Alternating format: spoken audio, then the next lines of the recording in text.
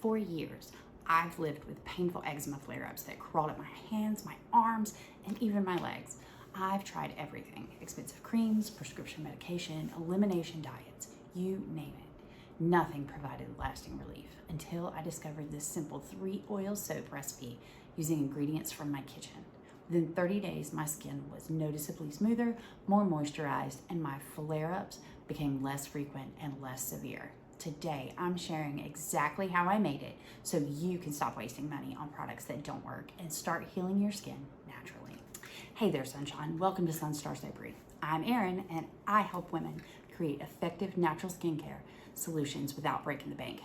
If you're new here, I turned to natural soap making after struggling with eczema for years and being frustrated with expensive products that either don't work or contained ingredients I couldn't pronounce.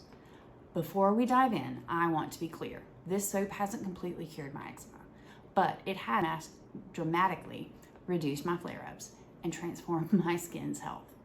If you've tried a temporary fix and want something that actually helps, keep watching because I'm breaking down my exact recipe step by step.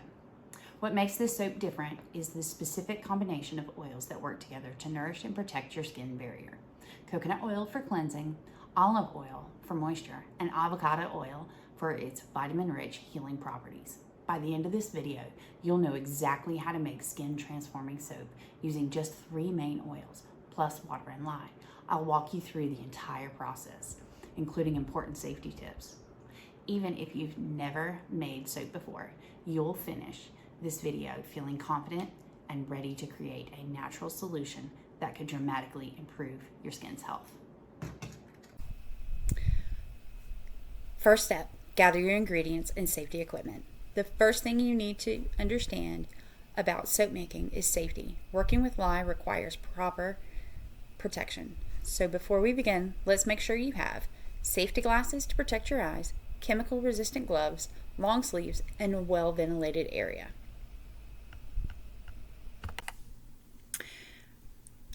For ingredients, you'll need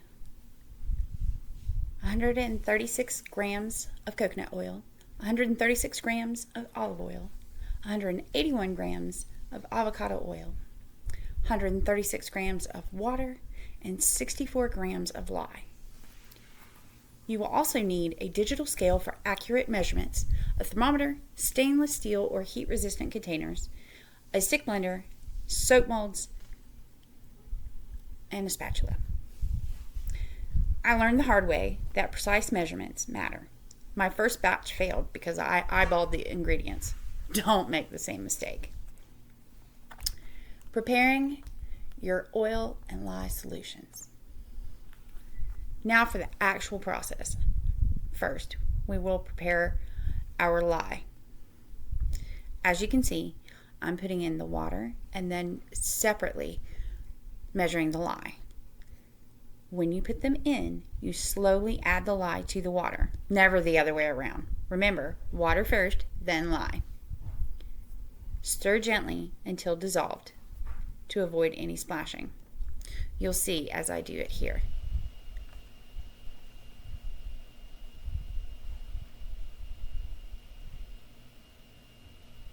In it goes, and then stir with a spatula. This is where it's important to make sure that you have a well ventilated area because the fumes, they're real, but it's normal.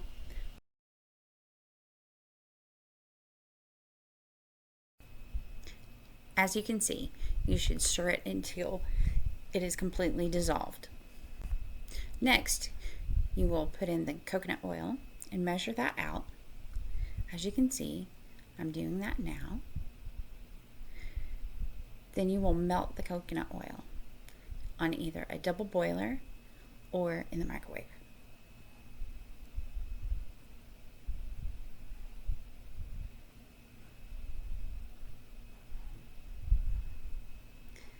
After that is completely melted, you will then put in the olive oil,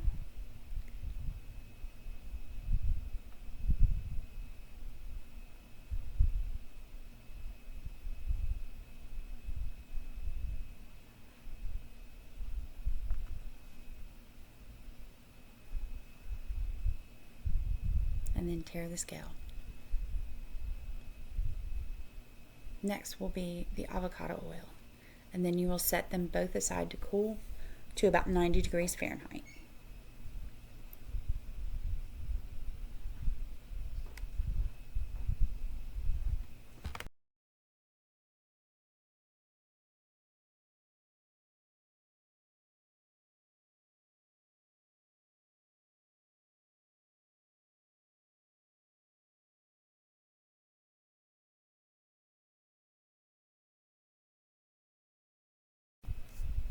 Once you have the avocado and olive oil in, you will stir it to mix, and then you will check the temperature.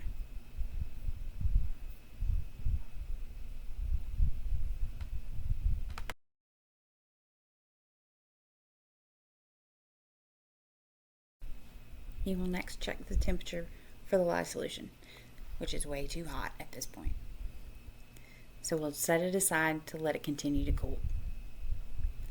Then we'll come back later, once it's cooled down, to the correct temperature of 90 degrees. And the next part is what requires the extra caution, mixing the lye solution into it.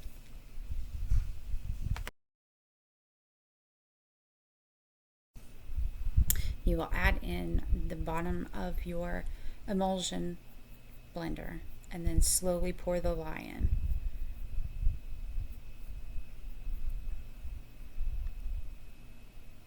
Once it is completely in, you'll go ahead and attach your immersion blender and then pulse. As you can see, it changes. Isn't it awesome? I love science. The stick blender will be used in short bursts, alternating between blending and hand stirring. You'll continue this process until you reach what us soap makers call trace. That's when the mixture thickens to a consistency of about pudding and leaves a visible trail when drizzled on the surface. Sometimes you'll have to take a little longer, and that's okay. I will say this is the most satisfying part of the process. When I first saw my soap reach trace, I literally did a happy dance in my kitchen. It usually takes about 5 to 10 minutes of blending to reach trace, depending on your oils and room temperature. At this point, if you want to add any essential oils for fragrance or any skin-safe fragrance oils, you are more than welcome to do it at this point.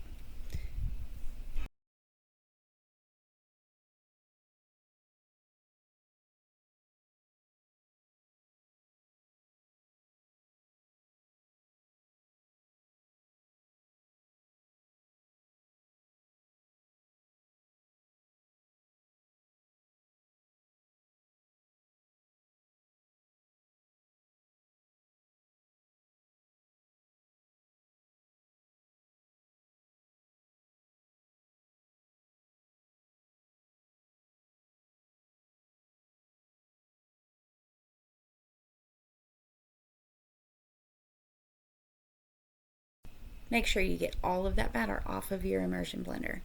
That way you don't waste anything.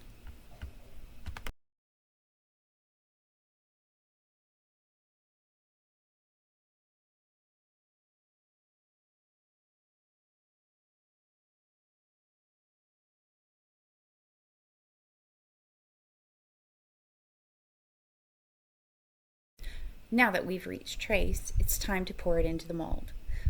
Look at this fun pumpkin mold that I have. I do absolutely love it.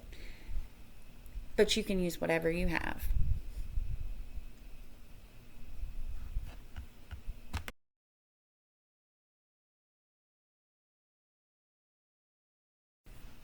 As we pour the soap batter into the mold, afterwards we will tap it gently on the counter to remove any air bubbles. Next, if you choose, you can cover with a towel to insulate and allow it to set up overnight. After 24 hours, you will unmold your soap and cut it into bars. Then you'll place the bars on a drying rack in a well-ventilated area to cure for 4 to 6 weeks.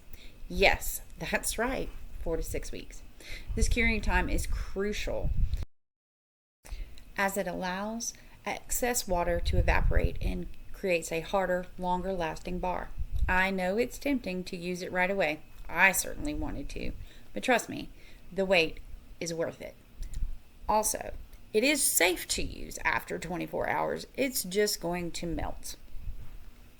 During my first month of using this soap, I noticed improvements within days, but the full benefits really showed after consistent use.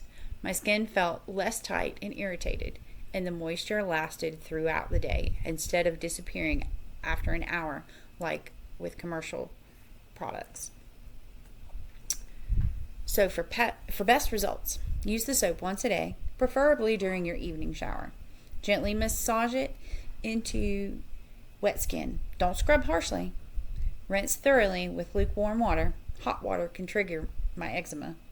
Pat, don't rub your skin dry. And if needed, follow with a natural moisturizer. If you've been struggling with eczema or dry skin, sensitive skin, I hope you'll give this soap a try. It's been truly life-changing for me, and I'd love to hear about your results too. If you found this video helpful, please give it a thumbs up and subscribe for more natural skincare recipes. Drop a comment below if you have any questions or to share your own natural skincare wins. Thank you so much for watching, and I'll see you in the next video.